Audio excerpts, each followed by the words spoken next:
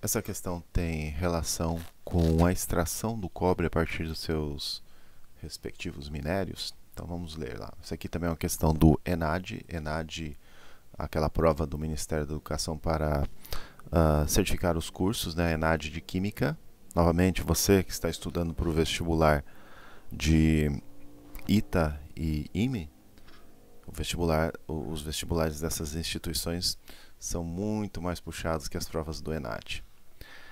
Então, cada vez mais busca-se desenvolver novos processos para obtenção de metais, de modo a minimizar o consumo de energia, viabilizar a exploração econômica de minérios com baixos teores de metal e evitar maiores problemas ambientais decorrentes da produção de SO2.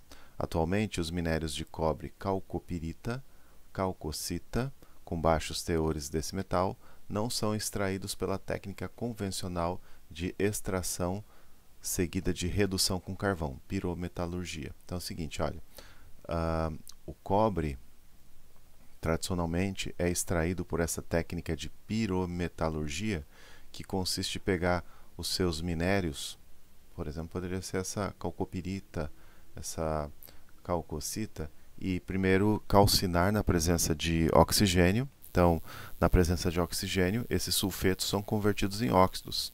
Só que o problema é a liberação de SO2, que, por exemplo, pode causar chuva ácida na região. E depois esses óxidos seriam então reduzidos com carvão, quase que um processo siderúrgico, digamos assim. Hoje em dia, o que se faz é usar coisa mais moderna. Então, a partir desse ponto, vamos tentar entender. Emprega-se o processo hidrometalúrgico de lixiviação, que consiste no uso de uma solução aquosa capaz de dissolver o composto que contém o metal a ser extraído. Após a lixiviação do minério com solução diluída de ácido sulfúrico, o cobre metálico é precipitado para a redução dos íons cobre com raspas de ferro. Então, ao invés de queimar esses minérios na presença de oxigênio, liberando o gás SO2, o que se faz é, digamos assim, abrir essas amostras com uma solução ácida suficientemente forte para colocar os componentes na fase aquosa e depois usar raspas de ferro. O ferro se oxida e o cobre se reduz. Então, você pega aqui, ó, por exemplo, potencial de redução do ferro 2 a ferro, negativo. Potencial de redução do cobre, positivo. Então, quando você oxida o ferro, as raspas de ferro, você inverte o sinal do potencial aqui, e aí a soma vai dar alguma coisa positiva. Então, o ferro reduz o cobre. Se você usar o chumbo, ou melhor, se você tiver, por exemplo, íons chumbo, os íons chumbo também podem ser reduzidos pela oxidação do ferro. Olha só, o potencial de redução do ferro 2 é menor que o potencial de redução do chumbo. Então, novamente, o ferro se oxida, o chumbo sofre redução.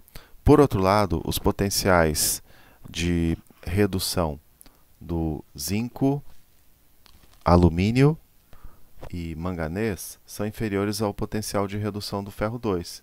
Então, esses metais aqui não podem ser reduzidos pela ação de raspas de ferro.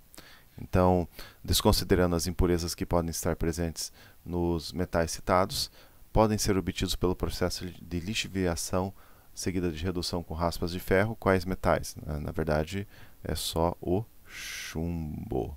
Então, você pega lá a galena, que é o minério de chumbo, acidifica de tal forma a dissolver o minério e ter íons chumbo 2 na solução, coloca lá raspas de ferro, e aí você tem a redução de chumbo. Isso não funciona com manganês, com alumínio, porque são metais mais reativos que o ferro. Tem uma tendência maior de permanecer oxidada que o ferro. Uma vez que você já conhece o processo de extração do cobre a partir dos seus minérios, nós podemos falar um pouquinho sobre o processo de purificação do cobre, que é importante para garantir as propriedades mecânicas e elétricas. Então, determinadas impurezas, mesmo em baixa concentração, vão prejudicar fortemente a condução elétrica do cobre e também vão influenciar muito nas propriedades mecânicas. Então, quando você adquire um fio de cobre para uma instalação de eletricidade, por exemplo, você não quer um fio de cobre quebradiço e você deseja que esse fio de cobre conduza bem. Então vamos lá, o cobre obtido industrialmente vem em geral contaminado com zinco, prata, ouro, ferro e platina. No processo de purificação, a peça impura funciona como ânodo e, com voltagem ajustada, o cobre e os metais mais facilmente oxidáveis que ele são dissolvidos. Considere a tabela de potenciais padrão dos eletrodos listados a seguir. Então tem alguns pares redox aqui, os respectivos potenciais padrão de redução. Veja que os metais nobres, como cobre, prata, platina e ouro, têm potencial de redução positivo, bastante alto. Olha, o ouro é super nobre, né? Você já sabe. Potencial de redução 1,4 volt. Platina 1,2, prata 0,8. E entre esses metais nobres, o menos nobre aí seria o cobre, mas ainda assim com potencial de redução positivo. Então, ele pergunta assim, além do cobre, quais metais se dissolvem nesse processo? Bom, os metais que vão se dissolver nesse processo são os metais menos nobres, que têm potencial de redução negativo. Se eles têm potencial de redução negativo, quer dizer que eles tendem a se oxidar. São eles, ferro e zinco. Então, aqui, ferro e zinco. Então, entendendo um pouquinho melhor o processo de refino eletrolítico do cobre.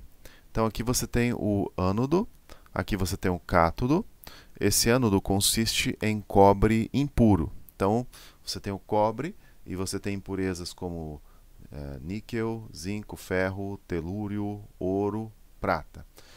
O que se faz é polarizar esse sistema com uma bateria, de tal forma que você tenha uma voltagem suficientemente alta para oxidar o cobre e os metais menos nobres que ele. E essa voltagem em sentido oposto vai ser aplicada nesse outro eletrodo, de tal forma que o cobre é oxidado aqui e ele vai se reduzir no outro eletrodo. Os metais menos nobres que o cobre, por exemplo, zinco e ferro, não serão depositados nesse eletrodo. Então aqui você tem cobre impuro com ferro, níquel, zinco, que são mais reativos, digamos assim, menos nobres. E há também ouro e prata como impureza. Então você aplica um certo potencial suficiente para oxidar o cobre e, obviamente, os metais menos nobres que ele, zinco, ferro e níquel.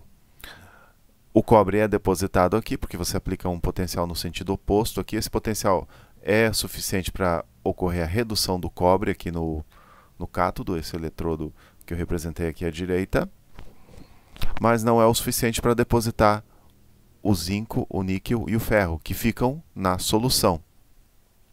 E os metais nobres que não foram oxidados aqui, no final eles vão, digamos assim, formar partículas que vão decantar para o fundo do recipiente eletrolítico e vão formar uma espécie de lama contendo íons ferro, ouro, platina, quem sabe, e essa lama vai ser posteriormente reciclada.